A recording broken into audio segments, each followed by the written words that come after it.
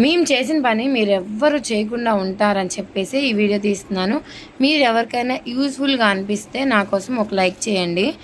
ఇంకా మ్యాటర్ ఏంటంటే ఇన్వర్టర్ మేము ట్రాన్స్పోర్ట్కి వేసాము. అన్ని సామాన్తో ఇది రాలేదు, తర్వాత వచ్చింది. దాని తర్వాత పొజిషన్ చూస్తే ఇలా ఉంది, మొత్తం పాడైపోయింది.